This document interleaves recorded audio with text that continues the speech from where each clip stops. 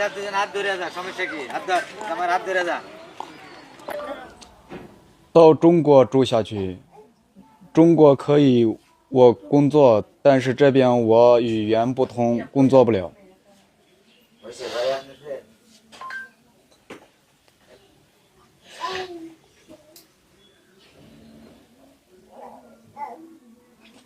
আমি যদি চীনে থাকি তাহলে সেখানে কাজ করতে পারবো, কিন্তু আমি এখানে কাজ করতে পারবো না কারণ আমি সেখানকার ভাষা বলতে পারি না।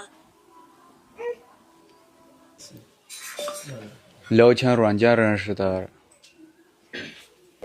然后妈呀叫我来结婚，我就来了，和他结了婚，现在已经10天了。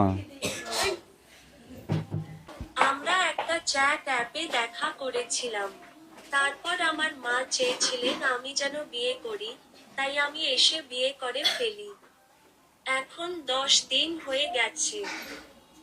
অ্যাপসটা ছিল, আমি টিকটকে দেখছিলাম যে অনেক মেয়েরা চাইনিজ ছেলের সাথে কথা বলে। পরে আমি ওটা ডাউনলোড দিছিলাম, ডাউনলোড দেওয়ার পরে হঠাৎ করে একদিন হে আমার মেসেজ দিছে, পরে আমি ওইটা আবার রিপ্লাই দিই নাই। 4-5 দিন পরে রিপ্লাই দিতে যাই, দেখি যে মানে চাইনিজ ছবি কি আর। তো ওই হিসাবে আমি কয়েকদিন কথা বলছি, পরে আবার ও বলছে যে আমাকে পছন্দ করে, লাইক করে, মানে বিয়ে করতে চায়। পরে আমি বলছি আমাকে বিয়ে করতে হলে বাংলাদেশে আসতে হবে। পরে ও বলছে যে আচ্ছা যাম, কিন্তু আমি বিশ্বাস করিনি, তাই কি আর অত দূর থেকে এখানে আসা যায়। পরে হলো কয়েকদিন আমি কথা বলি নাই, পরে হঠাৎ করে একদিন আমি লাইন আসছি, পরে অনেকগুলো মেসেজ দ্বারা এতদিন কই আসিলা, কই তুমি। পরে আমি বলছি যে আমার আর মেসেজ টেসেজ দিয়েন না, বাংলাদেশে আমার বাপে ভালো ছেলে দেখছে, আমি ওখানে বিয়ে করি। পরে আমার সাথে রাগারাগি দেখাইছে যে তুমি কয়জনকে বিয়ে করতে চাও, আমাকে না তোমার বাবা মা যাকে পছন্দ করে তাকে। পরে আমি বলছি যে আমার বাবা মা এখন খুশি হয়ে যাকে দিবে আমি তাকে। কয় না না আমি আসবো।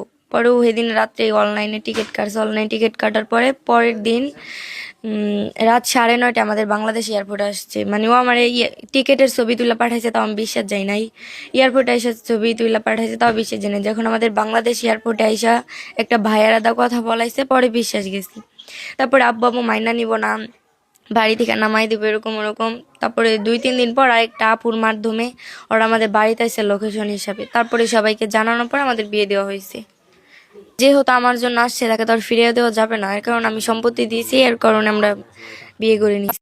এরা মনে করেন যে সম্পর্ক যে করছে বুঝছেন, আমি প্রথমবার মেনে নেই নাই যে আমার একটাই মেয়ে, আমি অত দূরে দেব না।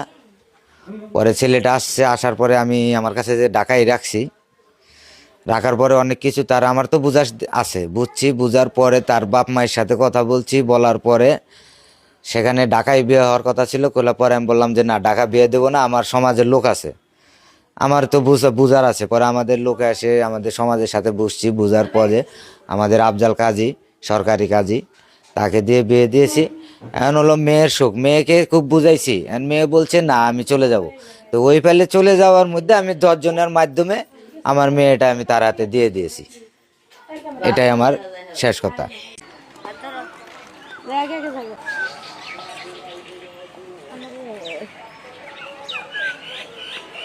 এলাম, কিন্তু তারপরে ছেলের বাপ মায়ের সাথে কথা বলছিলাম, তো এইটাই ওইটুকু একটু